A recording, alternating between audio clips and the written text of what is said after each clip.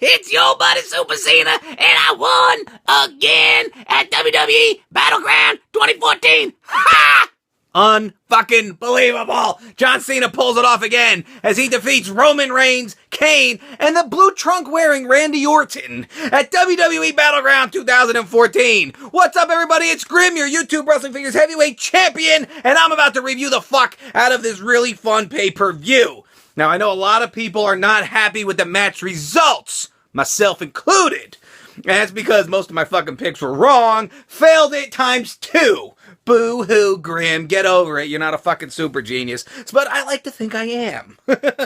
First off, huge shout out to whoever brought the BRODUS FEARS GRIM sign. This was fantastic. I was rolling on the floor laughing, and I hope that turkey-titted tattooed turd bag saw it because it's fucking hilarious. And if he didn't see it, fucking tweet it to him because that was priceless. So whoever brought that sign, you totally nailed it. But let's get to the pay-per-view, shall we? It started off on the pre-show as Adam Rose went up against Fandango in like a 4-minute match that basically nobody even gave a shit about. Had hardly any heat. But they had some sluts dancing around the ring. Summer Rae was there, Layla was there, and Adam Rose pulls off the victory, and nobody fucking cared. But what nobody fucking cared about even more was the next match. Cameron and Naomi were gonna go at it. Former fuckadactyls fucking each other in the middle of the squared circle. And I picked Naomi to win this match. Why would Naomi not win this match? She is the consummate professional here. She is a very good wrestler. She could be Divas champion. Cameron is just a piece of ass that goes out there to look good and roll around. To me, she just doesn't come off as a great wrestler.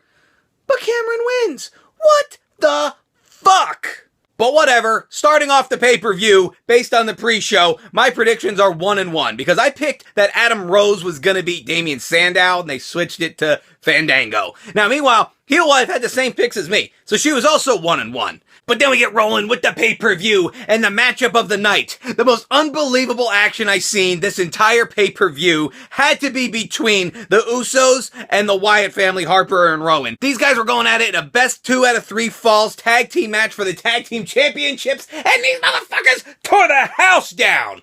Unbelievable. It was one false finish after another. And I'm sitting there and I'm rooting on the Wyatts, and I'm like, come on, you bearded motherfuckers, win the belts. Nothing against the Usos. The Usos are great.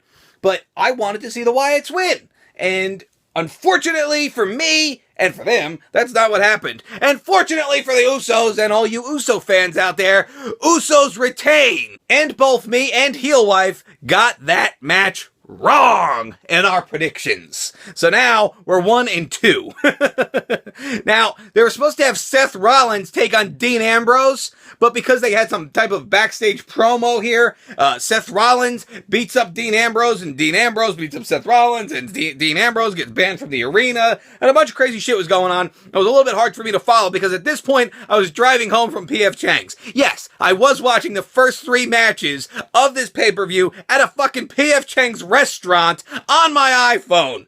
The beauty of the WWE Network, people. And you want to know what's funny?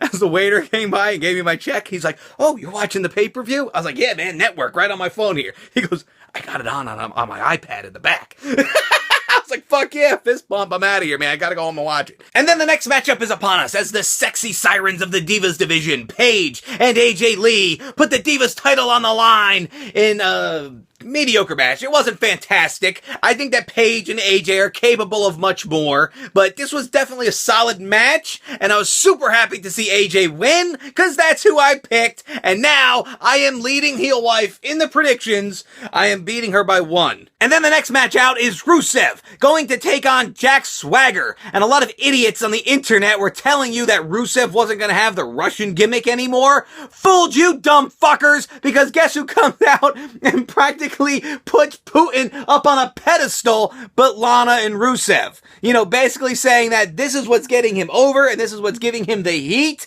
and they're just characters and they want you to boo them. Therefore, they're sticking with the gimmick, so it seems, right? And then out comes Jack Swagger to some major face pops, because that's what we want to see, right? We want to see fucking Jack Swagger destroy Rusev. Unfortunately, we really didn't get our way because Rusev wins the match, but by countout. So they didn't, they didn't make Jack Swagger look weak and get pinned or get beat or something. And, they didn't want to have Rusev get beat by Jack Swagger. Oh yeah, we'll go with the countout finish. That's always the easy way out for the bookers. And that's where they went with here. Now, the next thing that happens is Seth Rollins comes out and declares himself the winner by forfeit over Dean Ambrose because Dean Ambrose was banned from the fucking building. You can't do that, you fucking asshole. But then Dean Ambrose comes running out and then they start fucking kicking the shit out of each other. And that was like the brawl of the night. I wish that was the fucking match. But you know what they're doing here? They're just dragging this out to SummerSlam, which is fine with me. It's just... these guys kick the living shit out of each other. I hope when they do fight at SummerSlam that they make it hardcore rules because this was epic. And then in the match that I think was the upset of the night, Chris Jericho takes on my boy Bray Wyatt. Now, I love Bray Wyatt. I think he's a fantastic character and he really needs a push in the WWE. They gotta push this guy to the upper stratosphere. Not saying he can't lose once in a while, but why the fuck would you have Jericho come back and beat him? Similarly, I can hear people saying, well, why would Jericho come back to lose to Bray Wyatt? Well, because Jericho could pretty much go out there and lose to anybody. He's still fucking Chris Jericho. The guy is like an icon in the business. Losing matches is not going to hurt him. Shawn Michaels fucking lost matches for the last 5 years of his career. He's still the icon Shawn Michaels. He put everybody over. And Jericho's been doing it too. But now you got Jericho pinning Bray Wyatt. The entire Wyatt family loses matches here tonight. I just don't understand it. I thought that was going to be a big win for Bray Wyatt, but I guess again what they're going for here is they're going to continue this feud into the SummerSlam. And then Bray Wyatt will get that big win on the big stage at SummerSlam. Hopefully that's what happens. Now, the biggest disappointment for me for the night was the Intercontinental Battle Royal. I wanted to see somebody good win this match. What the fuck does it prove to have The Miz win the Intercontinental title for what, the 4th or 5th fucking time? Same thing with, why would you put it on like Dolph Ziggler or something? He's past the Intercontinental title. He was the world champion. Dolph Ziggler should be, in the main event. You know who needed to win this match? You know who they really could have established as a star? Bo Dallas. Now, I know a lot of you hate Bo Dallas, and I don't think he's the greatest either, not yet, and it is kind of soon. But what better way to establish a new guy and push him up the roster than give him the Intercontinental Championship? What does putting that IC title on The Miz do for anybody? It does nothing for nobody. Failed it. And I don't know if you guys saw it, but Kofi Kingston had the spot of the night. He's standing there on the ring apron, right? He's about to get eliminated by Cesaro, and Cesaro pushes him, and Kofi Kingston goes flying back, but he lands on Big E's shoulders like this, and then Big E's like, walking around him, and then puts him back on the fucking ring apron, and Kofi Kingston gets back into the ring. Now, again, putting the Intercontinental title on 4 or 5-time champion Kofi Kingston would have been pointless, but fantastic. Believe did not win the match, and Heel Wife picked correctly that Miz is the new Intercontinental Champion, and she picked the right reason too, because he's always got his face up Vince McMahon's asshole.